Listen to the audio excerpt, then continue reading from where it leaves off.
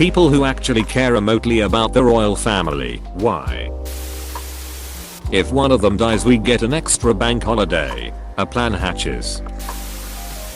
I've got 20 quid on Prince Philip being alive. Edit. Alright. Some background. My friend is convinced he died, but they are keeping him on ice till the coronavirus does one, so they can have a right big funeral for the cunt. I don't know how the bet ends, I'll be honest. I got 40 on Prince Charles dying before the Queen. She's staying alive out of spite. She doesn't want Charles to be king, so she's going to outlive him on purpose. Do you think she keeps a loaded gun or something so she can kill him in case she starts feeling a heart attack or whatever? Why do you think she carries her purse everywhere? To see if the Queen really is immortal. I'd say that the Queen is really immoral because she hasn't abdicated yet. She will never abdicate. Her uncle abdicated in a big scandal and threw her family into turmoil, making her father king. I think seeing what that did to the country and her family has made her resolve to never abdicate. There's a pretty huge difference between abdicating to marry a woman you're not supposed to and abdicating because you're 8 days older than God. If the ducking emperor of Japan can abdicate despite traditionally being considered to be descended from the sun god, then Lizzie can abdicate. But for what purpose should she abdicate? I mean, her job is mostly figurative, so it's not like her son will be that impactful in comparison.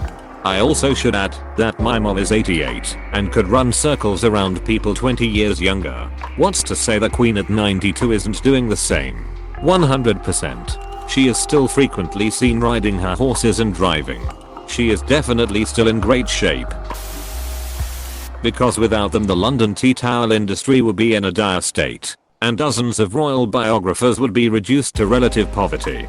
Don't forget the spoons. Won't someone please think of the spoons? Exclamation mark. Because Aragorn led the free peoples of Middle-earth in the defeat of Sauron, and Arwen gave up her elvish immortality to stand by his side, and then I had to bow to some god damn hobbits I could barely see when I just came out to see the coronation FFS. Actually, if you read one modern news network, the only free source of news left, you'd know that legally, they actually made the hobbits king, since the hobbits aren't citizens. In fact, no illegal immigrants. They can't be king, which makes the real King Mordor the most recent holder of the city Osgiliath. Of course the you-know-who's with the pointy ears who own the media won't tell you this. Stop the bow. Never trust an elf. I sort of care about them in a really weird way. William and Harry are the only celebrities I know that I've already known about when they were children. So, once in a while I see Harry on TV and think, wow, he's been getting older so quickly, apostrophe. Then I remember that him and me are the same age. Gives me a real slap in the face every few years. Same thing happened to my dad with the most recent Star Wars trilogy. We watched the first one together, and he said, wow, Carrie Fisher is getting old. I laughed at him and told him they're the same age. He was shocked that he was old too. I mean, she's also been dead for a while now. It's time to let me go, son. The crash wasn't your fault. Apostrophe. When I was a kid I saw this documentary where if you wear the real crown of England you are automatically made king/queen. So in case I ever find it, I need to know how my family is doing. I don't think Johnny English is a documentary. Please don't question Rowan Atkinson. I never do. If I'm ever in doubt, I think what would Mr. Bean do? And that's really helped put me in so many comical and dangerous situations. Thanks for the advice, Ran. I know I can always count on you. Mr. Bean is always educational. The other day my 9-year-old asked me if people eat raw meat. So of course I showed her the whole steak tartar/birthday scene. I'm American. The idea of a royal family is foreign and interesting to me. The Queen, especially, fascinates me. She's been around forever. She has poise and a calm demeanor when everyone else is having drama. She loves corgis, who will tell you how things are gonna be, whether you're a monarch or not. And she had her people answer my young son's letter asking to visit several of her palaces with all kinds of tourist info and a warning that there are no big mountains in England, like there are in Colorado. I don't like reading all the cringe in the tabloids about who's mad at who. I just like hearing the Queen's take on things and seeing what she's up to sometimes.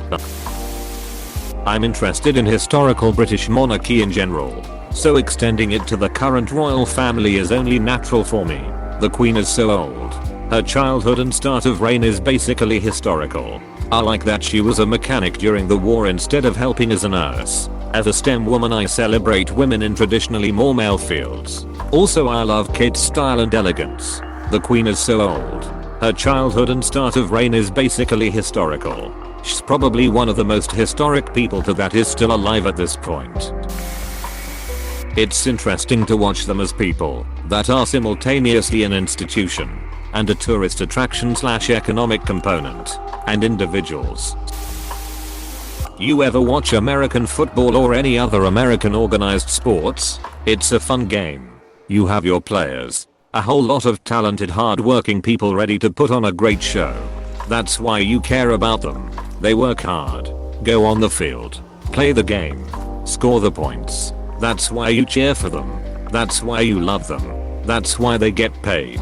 But every team has a mascot, one who doesn't really do anything, just shows up, wears a funny costume, and makes their presence on the arena, and they get paid for that.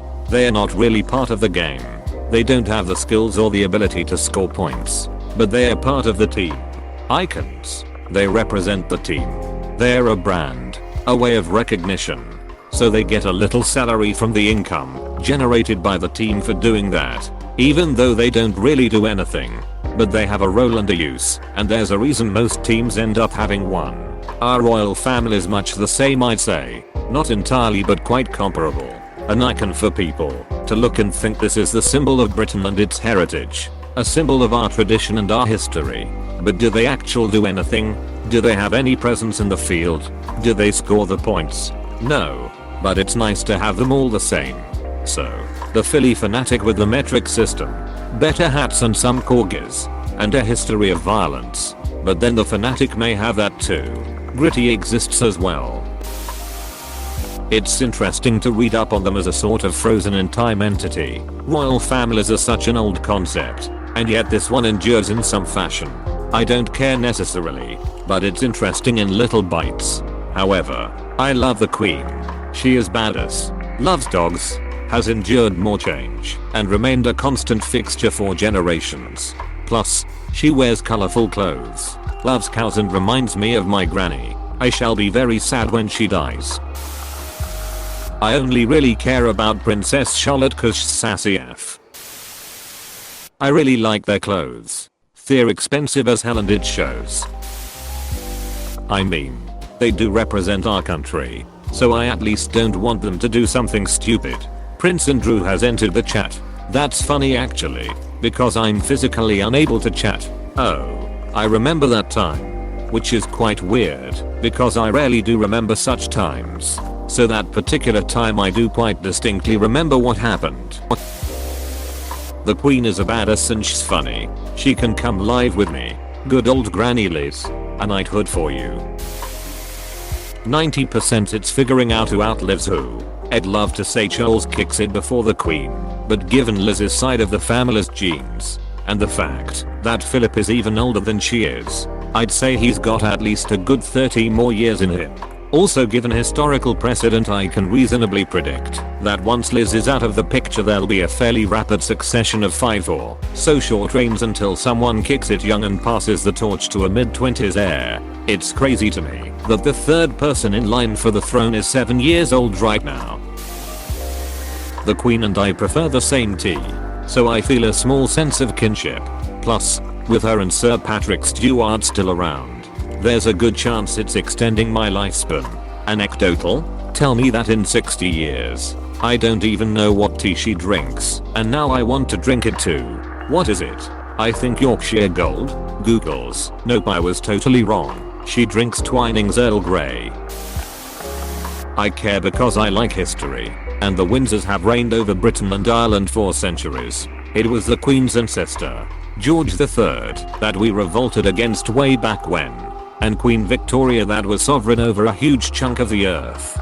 It's kind of sad to see what they've become now. 2 reasons. First, I have a lot of respect for the Queen. She's done a really good job for a lot of years, and that deserves respect. Second, the rest of the family is kind of like a train wreck. You don't really want to look, but you just can't help it. Also, it's going to be interesting to see what happens when Charles finally kicks the bucket. Will Elizabeth, having won the battle to keep Camilla from ever becoming queen, immediately age and die like the old guy in Indiana Jones and the Last Crusade? Or will she just vanish, like Obi-Wan in Star Wars? I see them as a symbol of Britain and the wider Commonwealth, even those who don't see the Queen as their head of state. I watched a doc on the royal family, and they do a hell of a lot of work like visits, or giving patronage to charities. Look what Lady Di did for AIDS/HIV in the UK. Plus they bring a lot of revenue to the UK in terms of tourism, and the majority of their costs are covered by their own lands that generate wealth. Could argue this is more classiest than needed, but they have a lot of people in employment. They also bring great prestige to the UK. Granted, isn't as prominent than it was, but having a country seen more positive than negative in the world's eyes is a good thing. You bloody well hope an inherited fortune of 14 billion would generate enough income to cover their costs. It does. All of the profits from their estate goes to the taxpayer in exchange for an annual salary, calculated as 25% of the profits of the financial year before last. We as taxpayers get a pretty good deal out of the royal family. I'm still salty about Lady Diana's death. There's no way it was accidental. Of course it wasn't an accident. It was caused by a number of things. A speeding driver who was also intoxicated, and likely taking antidepressants that would impact his reaction time. A high-speed pursuit by paparazzi creating a dangerous road situation. That the crash happened in a tunnel, meaning the collision was with a rigid pillar rather than some more usual street fixtures. The gross irresponsibility it's not wearing a seatbelt. Those are enough to cause death in the roads any other day of the week. But no, because this was the people's princess, that's not enough of an explanation. Sorry, it's Friday afternoon, after a work, so I'm feeling dense. Are agreeing to the accident being an accident? Or was it just a pile-up of unfortunate events plus a couple of stupid decisions? I'm definitely in the true accident camp. Just to make that clear, we're probably in agreement. I was mainly saying that it was a series of bad decisions and that there is plenty of blame to go around, in the sense that there was clearly fault and cause. I'm saying that it wasn't accidental, but that doesn't mean Prince Philip contracted MI5 to assassinate her for reasons. TBH, I've never felt I was a royalist, but the sacrifices that the Queen has made for country and Commonwealth is honestly quite astonishing. Even with the money, I would never do that job. Thank you, ma'am. To quote David Mitchell, the royal family, while nominally our betters, are in fact our captives and an interesting and profitable focus for media attention. It's as unfair as life. The royals can't escape, and if you want to become royal, you basically can't. The Queen looks a lot like my grandmother. I like to think that my grandma was sick of living a double life, faked her death, and now is enjoying being queen full time. Of course, my grandmother lived in southeastern Idaho and was 6 feet tall, so there are some flaws in my theory, but I do find the Queen endearing because of the resemblance. British have the royal family, Americans have the Kardashians. Seems half that countries replaced the Kardashians with the Trumps. The monarchy costs the British taxpayer £36 million a year. The Crown estates bring in about $230 million a year, so it more than pays for itself. I love history, and the British history of the monarchy is very much like Game of Thrones. It has everything. I don't care per se, but I would never want it abolished. Hey PSSST. Please subscribe and like.